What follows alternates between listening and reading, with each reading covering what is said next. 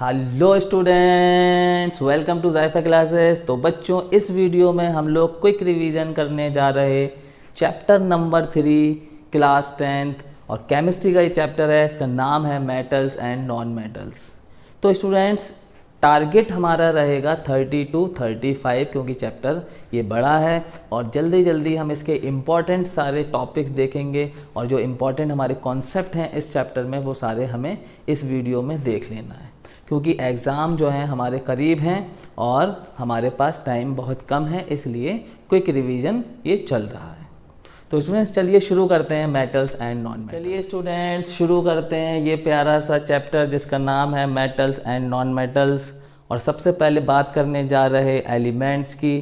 तो स्टूडेंट्स, मैं आपको बता दूं कि इस टाइम जो हमारे एलिमेंट्स इस दुनिया में मौजूद हैं वो हैं 118 एलिमेंट्स, जिसमें 94 एलिमेंट्स स्टूडेंट्स नेचुरल एलिमेंट्स हैं और बाकी के एलिमेंट्स ह्यूमन मेड एलिमेंट्स कहलाते हैं। वहीं बात करें तो एलिमेंट्स जो हैं वो एक प्योर सब्सटेंस होते हैं। दूसरी बात, एलिमेंट्स के जो एटम्स हैं, किसी भी एलिमेंट के जब आप एटम्स देखेंगे तो सारे के सारे एटम्स आइडेंटिकल होते हैं, यानी का मतलब एक से होते हैं। एग्जाम्पल के तौर पे बात करें तो gold, silver, iron, aluminium, silicon, carbon, oxygen, fluorine, chlorine, lithium, potassium, है ना, ये सारे के सारे एलिमेंट्स हैं। नेक्स्ट, इन एलिमेंट्स को क्लासिफाइड किया गया 2 कैटेगरीज में, नंबर 1 मेटल और दूसरा नॉन मेटल। ठीक है स्टूडेंट्स, तो एलिमेंट्स को क्लासिफाइड किया गया है मेटल्स एंड नॉन मेटल्स में।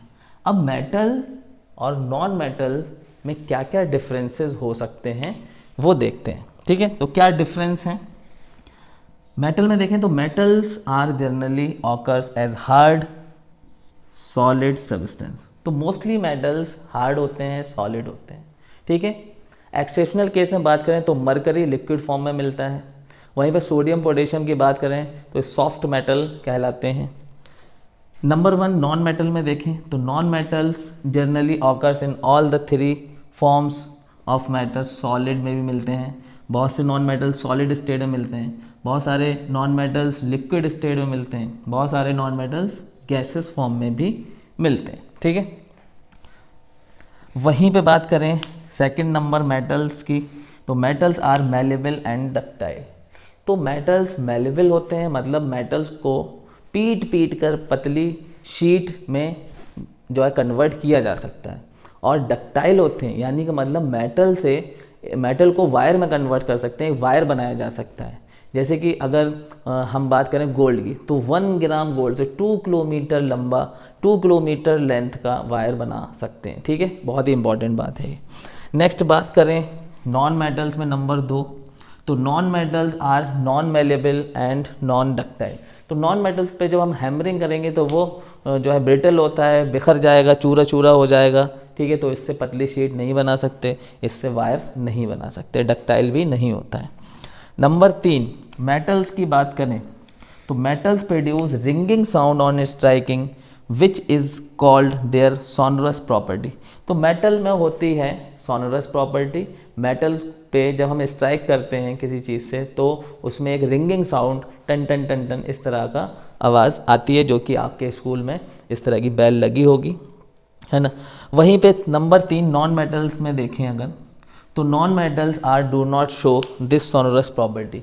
तो नॉन मेटल में ये प्रॉपर्टी नहीं होती, एक रिंगिंग साउंड नहीं होता, टन टन टन टन की आवाज़ नहीं आती है। ठीक है, नेक्स्ट हम बात करें नंबर 4 पे मेटल में, तो metals are good conductor of heat and electricity. तो जितने मेटल होते हैं मोस्टली वो गुड कंडक्टर होते हैं हीट के और इलेक्ट्रिसिटी के भी। ठीक है, वहीं पे बात करें नॉन मेटल में तो non metals are poor conductor of heat and electricity. तो mostly non metals poor conductor होते हैं हीट और इलेक्ट्रिसिटी की। ठीक है, एक्सेप्शनल केस में अगर हम जाएं तो ग्रेफाइट, क्योंकि कार्बन का बना हुआ होता है, कार्बन होता है एक नॉन मेटल। ठीक है, लेकिन ग्रेफाइट एक गुड कंडक्टर होता है इलेक्ट्रिसिटी का। ठीक है, इसके साथ ही हम आगे चलते हैं जिसमें हम बात करेंगे chemical properties of metal and non metals की। तो यहाँ स्क्रीनशॉट ले लीजिए, chemical properties of metals and non metals students. तो सबसे पहले बात करेंगे हम लोग reaction of metals with oxygen. Students, जब मेटल ऑक्सीजन के साथ रिएक्ट करती है तो वो अपने आप को चेंज कर देती है ऑक्साइड्स में, मतलब बन जाती है metal oxides. Metal plus oxygen हमें मिलेगा उस मेटल का oxide. Metals form their oxides when they react with oxygen. Example देखते हैं स्टूडेंट्स, आपने मैग्नीशियम को ऑक्सीजन के साथ रिएक्ट कराया ही होगा। यहाँ पे ले लेते हैं 2Mg। रिएक्शन क्या होगा? 2MgO। स्टूडेंट्स, मैग्नीशियम के रिबन को जब हम बर्न करते हैं एयर की प्रेजेंस में, यानी कि मतलब ऑक्सीजन की प्रेजेंस में, तो जलते टाइम वो मैग्नीशियम ऑक्सीजन के साथ रिएक्ट कर जाता है और बची हुई जो राख होती है उसी को कहते हैं हम magnesium oxide. Now students, example देखते हैं, एल्युमिनियम के साथ ऑक्सीजन को रिएक्ट कराते हैं। तो यहाँ पर हम ले लेंगे 3O2 और ये ले लेंगे 4 एल्युमिनियम। ठीक है, रिएक्शन होगा, ये बनेगा 2Al2O3 students, aluminium oxide. Now students, Zn के साथ रिएक्ट कराते हैं O2, यहाँ पे ले लेते हैं 2Zn। ठीक है, रिएक्शन होगा, ये बनेगा 2ZnO, Z मतलब जिंक ऑक्साइड। स्टूडेंट्स कुछ अगर हम देखें तो ये जो मेटल के ऑक्साइड्स हैं ये नेचर में बेसिक होते हैं। इनका नेचर कैसा होता है? नेचर इनका होता है बेसिक। मेटल के ऑक्साइड नेचर में कैसे होते हैं? बेसिक नेचर के होते हैं। लेकिन यहाँ पे अगर हम बात करें एम्फोटेरिक ऑक्साइड की, एम्फोटेरिक ऑक्साइड, तो एम्फोटेरिक ऑक्साइड में हम रखेंगे एल्युमिनियम ऑक्साइड को और ZnO को, जिंक ऑक्साइड को। ये दोनों ही ऑक्साइड्स एम्फोटेरिक ऑक्साइड्स हैं, मतलब ये एसिड में बेस की तरह रिएक्ट करेंगे और बेस में ये एसिड की तरह रिएक्ट करेंगे, और इस तरह की ऑक्साइड्स को, मेटल की ऑक्साइड्स को हम कहते हैं एम्फोटेरिक ऑक्साइड। स्टूडेंट्स, तो ये याद रखिएगा, amphoteric oxides. Now students, reaction of non metals with oxygen. अब नॉन मेटल यानी मतलब नॉन मेटल जब किसी ऑक्सीजन के साथ रिएक्शन करता है तो वो देता है non metal oxide. Students, non metal oxide. Example देखते हैं स्टूडेंट्स, यहाँ पे C मतलब कार्बन ऑक्सीजन के साथ रिएक्ट करा, क्या बनेगा? CO2, कार्बन डाइऑक्साइड, सभी जानते हैं। सल्फर देख लेते हैं स्टूडेंट, ऑक्सीजन के साथ रिएक्ट करा, क्या बना? Sulphur dioxide. Students, now students हम लोग आगे बढ़ते हैं और मेटल और नॉन मेटल्स का रिएक्शन देखेंगे कि वो वाटर के साथ कैसे रिएक्ट करते हैं।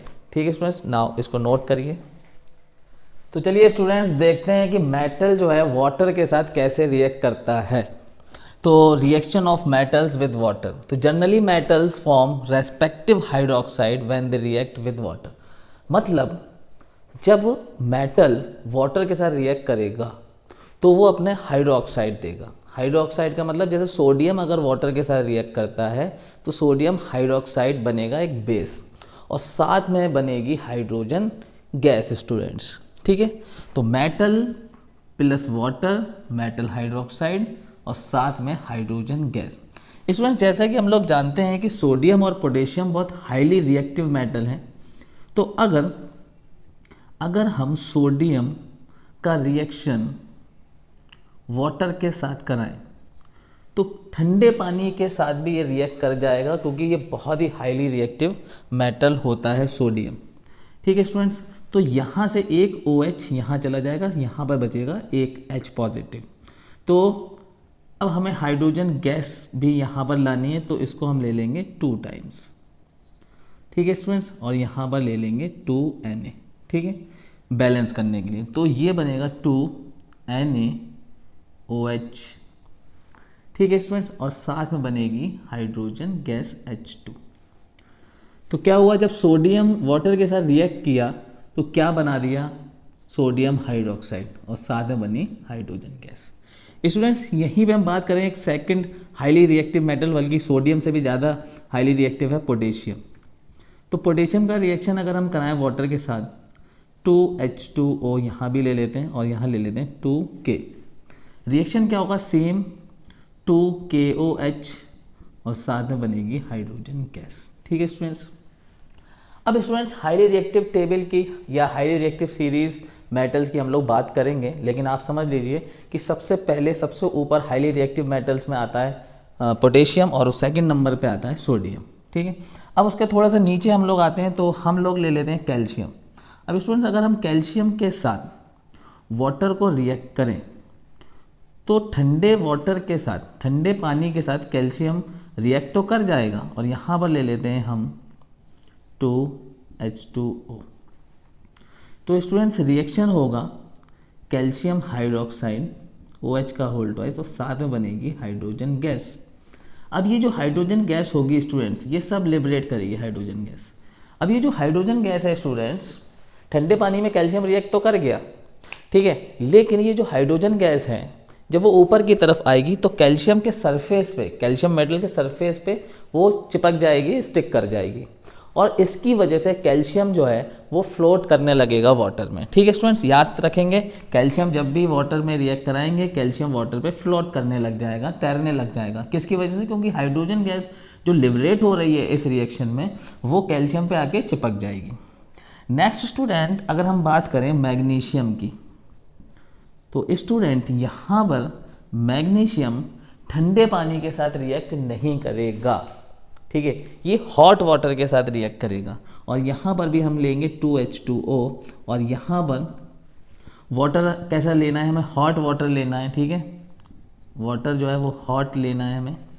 ठीक है, और रिएक्शन के बाद होगा क्या, बनेगा मैग्नीशियम हाइड्रोक्साइड और साथ में बनेगा हाइड्रोजन गैस। ठीक है स्टूडेंट्स। नेक्स्ट हम बात करें स्टूडेंट्स, और यहाँ पर भी स्टूडेंट्स होगा क्या, जब वो मैग्नीशियम के साथ रिएक्ट करेगा तो मैग्नीशियम में जो हाइड्रोजन गैस निकलेगी वो मैग्नीशियम के सरफेस पे यहाँ पर भी जो है चिपक जाएगी और इसकी वजह से मैग्नीशियम भी जो है वो वाटर पे फ्लोट करेगा, तैरने लगेगा। नेक्स्ट स्टूडेंट्स अगर हम एक रिएक्शन देखें कि अगर हम यहाँ पर ले लेते हैं Fe स्टूडेंट्स। ठीक है, तो अगर हम Fe का रिएक्शन कराएं, ठीक है, किसके साथ, Fe का रिएक्शन हम किसके साथ कराएं, वाटर के साथ कराएं H2O और यहाँ पर हम ले लेते हैं 3Fe और 4H2O। ठीक है स्टूडेंट्स, तो यहाँ पर क्या ये रिएक्शन होगा, तो स्टूडेंट्स यहाँ पर ना ही ठंडे पानी के साथ रिएक्ट करेगा आयरन और ना ही गर्म पानी के साथ आयरन रिएक्ट करेगा। इसकी वजह से हमें लेना पड़ेगा वाटर को गैस की फॉर्म में, यानी कि मतलब हमें लेनी पड़ेगी स्टीम स्टूडेंट्स। और जब हम स्टीम लेंगे स्टूडेंट्स तो होगा क्या, यहाँ पर हमें रिएक्शन मिलेगा Fe3O4 सॉलिड फॉर्म में। ठीक है, ये आयरन ऑक्साइड बनेगा और साथ में बनेगा 4H2 गैस की फॉर्म में। यहाँ पर स्टूडेंट्स क्या हुआ कि यहाँ पर जैसे कि बात लिखी थी कि जर्नली मेटल्स जो हैं वो हाइड्रोक्साइड देंगे, लेकिन यहाँ पे हाइड्रोक्साइड हमें नहीं मिल रही, यहाँ पे मिल रहा है हमें आयरन का ऑक्साइड। जब आयरन वाटर के साथ रिएक्ट किया तो पहली चीज़ तो ये याद रखेंगे कि वाटर जो है वो ठंडा पानी या गर्म पानी, हॉट वाटर मेटल के साथ रिएक्ट नहीं करेगा। कौन सी मेटल, Fe आयरन के साथ रिएक्ट नहीं करेगा। लेकिन स्टीम की फॉर्म में अगर हम वाटर को लेते हैं तो वो Fe के साथ रिएक्ट करेगा और क्या बनाएगा, Fe3O4 मतलब आयरन ऑक्साइड और साथ में यहाँ पे हाइड्रोजन गैस निकलेगी। लेकिन यहाँ पे क्या नहीं बना, जैसे कि बात कर रहे थे हाइड्रोक्साइड Fe का नहीं बना। ठीक है स्टूडेंट्स, एक और रिएक्शन हम देख लेते हैं यहाँ पर एल्युमिनियम के साथ स्टूडेंट्स। 2 एल्युमिनियम यहाँ पर हमने लिए हैं 2Al + 3H2O गैस की फॉर्म में लेना है यहाँ पर भी, क्योंकि एल्युमिनियम भी ठंडे पानी या गर्म पानी के साथ रिएक्ट नहीं करेगा, गैस की फॉर्म में ही वाटर के साथ। जब वाटर गैस की फॉर्म में होगा तो एल्युमिनियम रिएक्ट करेगा और बनेगा Al2O3 सॉलिड फॉर्म में और यहाँ पर बनेगा 3H2 गैस की फॉर्म में स्टूडेंट्स। तो हमने देखा कि कब कब वाटर जब मेटल के साथ रिएक्ट करता है, किस किस मेटल के साथ वो अपनी ऑक्साइड हाइड्रोक्साइड देता है और किस के साथ ऑक्साइड देता है। तो 2 हमने ऑक्साइड में एग्जाम्पल देखे, ऑक्साइड कब देता है, और 4 एग्जाम्पल, 1 2 3 4 एग्जाम्पल हम हाइड्रोक्साइड के देखे स्टूडेंट्स। अब स्टूडेंट्स हम लोग बात करेंगे, या आप नोट करते रहिए केमिकल जो रिएक्शन है, जो इक्वेशंस यहाँ पे बन रही हैं केमिकल, उनको समझते रहिए। अब हम लोग बात करेंगे कि मेटल जब एसिड के साथ रिएक्ट करेगा स्टूडेंट्स तो किस तरह से रिएक्शन होंगे, इसे नोट करिए। What happens when metals react with acid students. तो सबसे पहले यहाँ पर से पहले बात कर लें कि non metals generally do not react with water. Non metals generally do not react with water. तो मोस्टली जो नॉन मेटल्स हैं वो वाटर के साथ रिएक्ट नहीं करते। वहीं पे एक बात ये भी रह गई कि metals such as lead students, copper, silver and gold do not react with water, क्योंकि ये वो मेटल हैं जो ज़्यादा रिएक्टिव नहीं है। रिएक्टिविटी सीरीज़ जो है मेटल्स की उसमें हम देखेंगे तो ये मेटल्स बिल्कुल नीचे आ रहे हैं, निचले हिस्से में इन मेटल्स को जगह मिली है रिएक्टिविटी सीरीज़ में। ठीक है, तो रिएक्टिविटी सीरीज़ की भी हम लोग बात करेंगे और उससे पहले हम बात करते हैं कि what happens when metals react with acid. तो जब मेटल एक एसिड के साथ रिएक्ट करता है स्टूडेंट्स, मेटल डाइल्यूट एसिड, तो हमें मिलता है उस मेटल से रिलेटेड सॉल्ट और साथ में हाइड्रोजन गैस स्टूडेंट्स। तो स्टूडेंट्स यहाँ पर हम लोग सबसे पहले मैग्नीशियम को अगर हम लेते हैं और उसको HCl के साथ रिएक्ट करा दें स्टूडेंट्स, HCl, ठीक है, और यहाँ पर ले लेते हैं 2HCl, ठीक है, तो ये जो रिएक्शन होगा स्टूडेंट्स कि Cl यहाँ से HCl से Cl हट जाएगा और वो मैग्नीशियम के साथ रिएक्ट करेगा, तो ये बनेगा MgCl2 और साथ में निकलेगी यहाँ पर हाइड्रोजन गैस। ठीक है स्टूडेंट्स, तो यहाँ पर MgCl2 मैग्नीशियम क्लोराइड बना स्टूडेंट्स। वहीं पे बात करें हम एल्युमिनियम के साथ अगर हम रिएक्ट करा दें 2 एल्युमिनियम और यहाँ पर हम ले रहे हैं साथ में 6HCl, तो यहाँ पर क्या रिएक्शन होगा, यहाँ पर रिएक्शन होगा 2AlCl3 और साथ में यहाँ पर निकलेंगे 3H2, ये हाइड्रोजन गैस यहाँ पे इवॉल्व होगी। ठीक है, और साथ में बनेगा एल्युमिनियम क्लोराइड स्टूडेंट्स। ठीक है, तो ये एल्युमिनियम का एक सॉल्ट रहेगा। ठीक है, तो हमें क्या समझ में आया कि जब मेटल किसी जो है डाइल्यूट एसिड के साथ रिएक्ट करता है तो क्या बना देता है उस मेटल का सॉल्ट और साथ में क्या निकलती है स्टूडेंट्स, हाइड्रोजन गैस निकलती है स्टूडेंट्स। वहीं पे बात करें हम लोग Zn के साथ रिएक्ट करा देते हैं Zn + 2HCl, तो यहाँ पर क्या बनेगा स्टूडेंट्स, ZnCl2 जिंक क्लोराइड, ठीक है, और साथ में क्या निकलेगा, हाइड्रोजन गैस निकलेगी स्टूडेंट्स, हाइड्रोजन गैस H2। ठीक है, यहीं पे हम रिएक्ट करा दें अगर आयरन को, ठीक है, 2HCl के साथ, तो यहाँ पर क्या बनेगा स्टूडेंट्स, FeCl2 और साथ में क्या निकलेगी, हाइड्रोजन गैस निकलेगी स्टूडेंट्स। ठीक है, तो इतने सारे हमने जो है एसिड के साथ मेटल्स को रिएक्ट कराया और हमें क्या मिला, हमें मिला, ठीक है, उस मेटल का सॉल्ट, ठीक है, और साथ में हाइड्रोजन गैस। ठीक है, अब स्टूडेंट्स जब हम HNO3 के साथ रिएक्ट कराते हैं किसी मेटल को, HNO3, अब HNO3 हमारा है नाइट्रिक एसिड, क्या है, नाइट्रिक एसिड।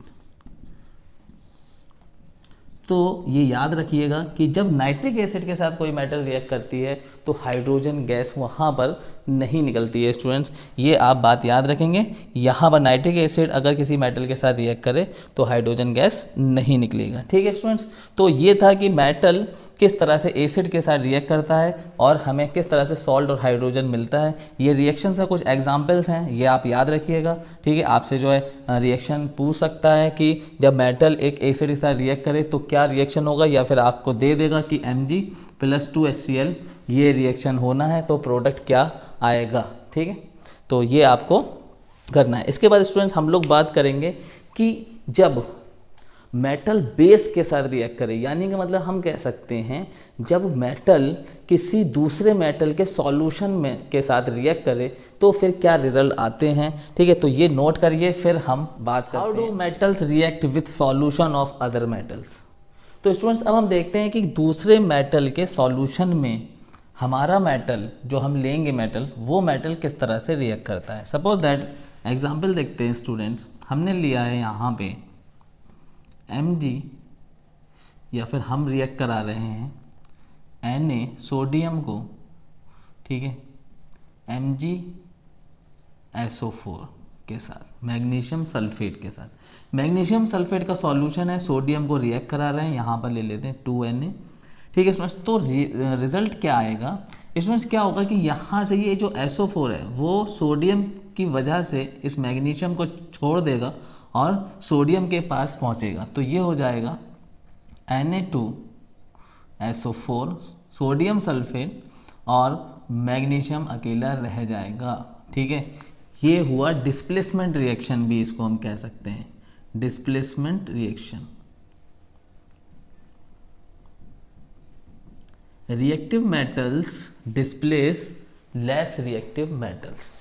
ठीक है, अब यही पे हमने ले लिया Na2SO4, यहाँ पर हम रिएक्ट करा देते हैं Na2SO4 को स्टूडेंट्स 2K के साथ। ठीक है, Na2SO4 को 2K के साथ, तो रिएक्शन क्या होगा स्टूडेंट्स, अब SO4 पोटेशियम के लिए छोड़ देगा Na2 को, तो यहाँ हो जाएगा K2SO4 और Na2 बचेगा, सोडियम बचेगा और बन जाएगा पोटेशियम सल्फेट। ये भी डिस्प्लेसमेंट रिएक्शन है स्टूडेंट्स। बात करें स्टूडेंट्स और एग्जांपल यहाँ पर लेते हैं हम लोग, जैसे हमने लिया Fe प्लस CuSO4, तो क्या बन जाएगा, क्योंकि कॉपर हमारा लेस रिएक्टिव है और आयरन हमारा कॉपर से ज़्यादा रिएक्टिव है, तो बन जाएगा FeSO4 और कॉपर रह जाएगा अकेला। डिस्प्लेसमेंट रिएक्शन हो रहा है students.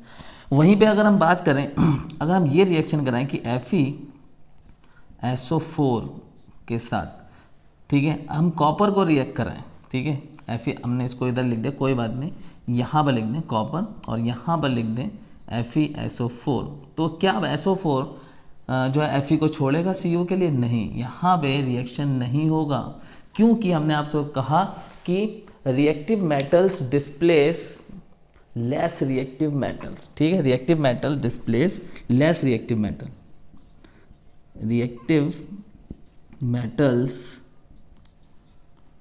Displace less reactive metal.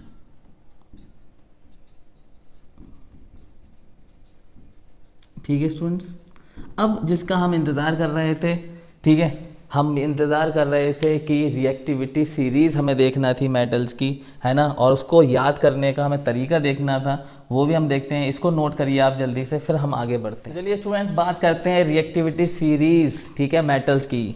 तो हाईली रिएक्टिव मेटल से लो रिएक्टिव मेटल्स की तरफ हम लोग जाएंगे। तो सबसे पहले हम लोग बात करेंगे, ठीक है, और यहाँ पर लिख लेंगे, यहाँ पर इस तरह से लिख लेंगे केदार। ठीक है, केदार,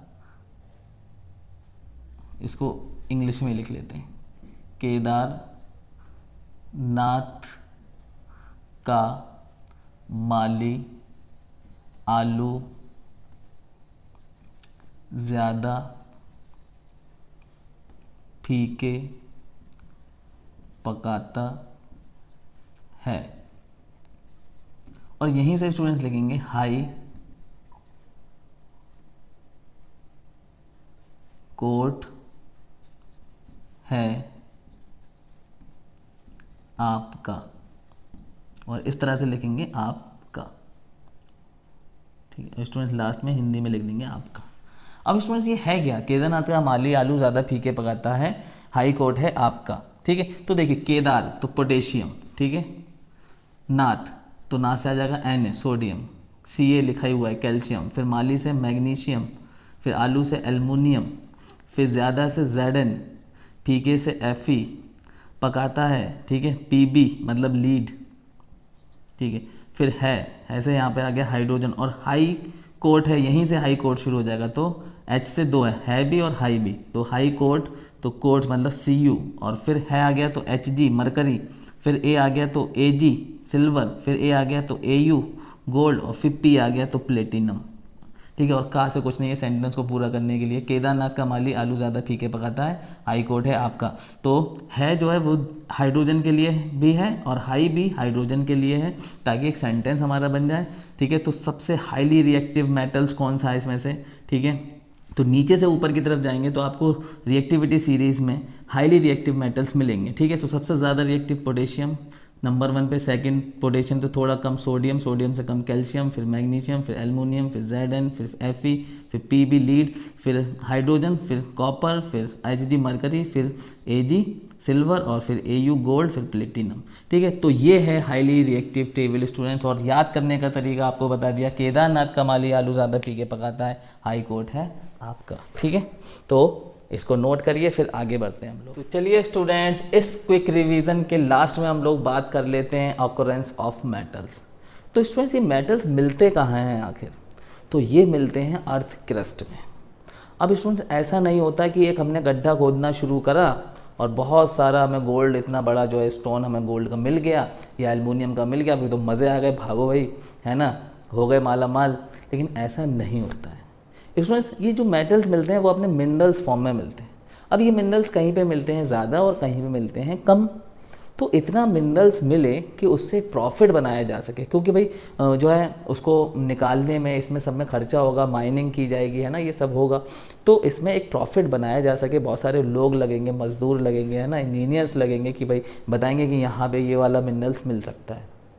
तो बहुत सारा खर्चा होगा, तो एक प्रॉफिट बनाया जा सके, तब हम कहते हैं उसको ओर्स स्टूडेंट्स। अब ये ओर्स जो होते हैं मेटल्स के, तो हाईली रिएक्टिव मेटल्स के ओर्स की बात करें अगर, जब ये मिलता है तो इसको इलेक्ट्रोलाइसिस प्रोसेस के थ्रू, क्योंकि मेटल जो है हाईली रिएक्टिव मेटल है, तो वो रिएक्शन करा हुआ होगा पहले से भाई किसी के साथ, वो हाईली रिएक्टिव मेटल है।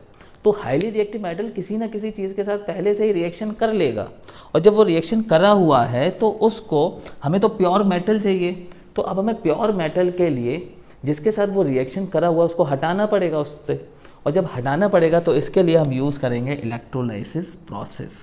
और इलेक्ट्रोलाइसिस प्रोसेस के थ्रू हम हाईली रिएक्टिव मेटल्स के साथ जो भी चीज़ लगी हुई है उसको हटा देते हैं, फिर उसको प्योरीफाई या प्योरीफिकेशन करते हैं। नेक्स्ट बात करें स्टूडेंट्स हम लोग मेटल्स ऑफ मीडियम रिएक्टिविटी। हमने रिएक्टिविटी सीरीज देखी थी, उसके बीच में जो मेटल्स आते हैं, ठीक है, बीच वाले मेटल्स आप ले लीजिए, ऊपर के 4 छोड़ दीजिए, फिर उसके बाद बीच में आ जाएंगे आप।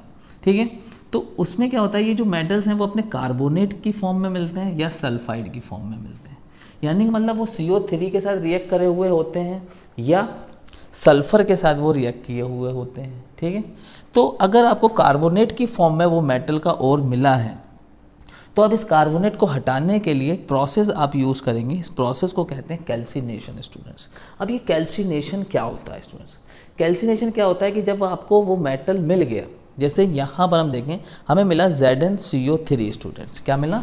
ZnCO3 zinc carbonate. अब स्टूडेंट्स हम क्या करेंगे कि जिंक कार्बोनेट को हम हीट कराएंगे एब्सेंस ऑफ ऑक्सीजन। ठीक है, मतलब लिमिटेड ऑक्सीजन में, लिमिटेड ऑक्सीजन का मतलब ऑक्सीजन ना के बराबर हो, बहुत कम हो, ठीक है, बहुत ज़्यादा ऑक्सीजन ना हो। ठीक है, तो लिमिटेड ऑक्सीजन में हम इसको हीट करा देंगे। जब इसको हीट करा देंगे तो यहाँ से मिलेगा हमें ZnO, यानी मतलब जिंक ऑक्साइड मिलेगा, और ये जो कार्बोनेट लगा था वो हट गया एक तरह से, और यहाँ से निकलेगी कार्बन डाइऑक्साइड, तो अपने ऑक्साइड फॉर्म में वो आ जाएगा। जब हमारा ये मेटल ऑक्साइड फॉर्म में आ जाएगा, तब हम जिस प्रोसेस के थ्रू इसको ऑक्साइड की फॉर्म में लाइजिंग ऑक्साइड हमने बनाया, ठीक है, हीट करके, तो इसको हम कहते हैं calcination. The carbonate ores are change into oxides by heating strongly in limited air. यही तो बात कर रहे थे हम लोग, लिमिटेड एयर में, यानी मतलब लिमिटेड ऑक्सीजन में। This process is known as calcination. बहुत इंपॉर्टेंट है कैल्सिनेशन, ये जो कैल्सिनेशन है बहुत ज़्यादा इंपॉर्टेंट है, इसको पूछ लेते हैं एग्जाम के अंदर। नेक्स्ट हम बात करें, अगर आपका मेटल सल्फाइड फॉर्म में मिल रहा है स्टूडेंट्स, तो आपको करानी पड़ेगी रोस्टिंग। और रोस्टिंग और कैल्सिनेशन बहुत फ़र्क नहीं, दोनों सेम है। एक कैल्सिनेशन में ऑक्सीजन जो है वो लिमिटेड है, और रोस्टिंग में ऑक्सीजन एक्सेस में है, खूब ज़्यादा ऑक्सीजन हम वहाँ पे ले सकते हैं।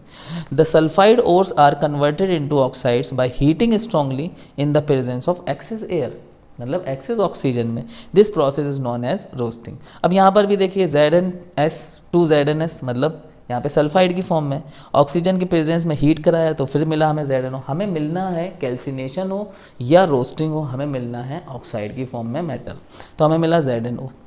ठीक है स्टूडेंट्स, तो कैल्सिनेशन समझ गए, रोस्टिंग समझ गए। अब ऑक्साइड की फॉर्म में हमें मिल गया मेटल। अब इस ऑक्साइड को हटाने के लिए इसका कराना पड़ेगा हमें रिडक्शन, और उसके लिए हमें चाहिए एक रिड्यूसिंग एजेंट। तो कार्बन से अच्छा रिड्यूसिंग एजेंट आखिर है कौन? तो कार्बन बहुत अच्छा रिड्यूसिंग एजेंट है। अब ये जो ZnO मिला, इसको कार्बन के साथ रिएक्ट करा देंगे और यहाँ से हमें मिल जाएगा Zn, प्योर Zn। लेकिन अभी ये बिल्कुल भी प्योर नहीं है, इसके साथ कुछ और चीज़ें लगी हैं। ये चीज़ें वो थी जो रिएक्ट करी हुई थी, उनको हटाया गया। अब ऐसी चीज़ें भी इसके साथ हैं जो रिएक्ट नहीं करी हैं, इस पर चिपकी हुई है, कुछ डस्ट वगैरह, मिट्टी वगैरह इस पर चिपकी है। ठीक है, उसके लिए कराना पड़ेगा, पहले रिडक्शन कराएंगे कार्बन लगा के, फिर प्योर मेटल मिल जाएगा। लेकिन अभी भी वो प्योर नहीं है पूरी तरीके से, मतलब उसमें मिट्टी वगैरह लगी हुई है, तो कराएंगे प्योरीफिकेशन ऑफ मेटल लास्ट में। अब स्टूडेंट्स आ जाते हैं मेटल्स ऑफ लो रिएक्टिव। तो students low reactive metals mostly मिलते हैं अपने सल्फाइड ओर्स में, और बिल्कुल वैसे ही जैसे यहाँ पे हमने देखा सल्फाइड के लिए क्या कराएंगे, रोस्टिंग कराएंगे, और रोस्टिंग के बाद आपको यहाँ पे मेटल मिल जाएगा। और यहाँ पे मेटल की ऑक्साइड नहीं मिलेगी लो रिएक्टिव में, क्योंकि ऑक्सीजन के साथ रिएक्ट नहीं करेंगे जल्दी।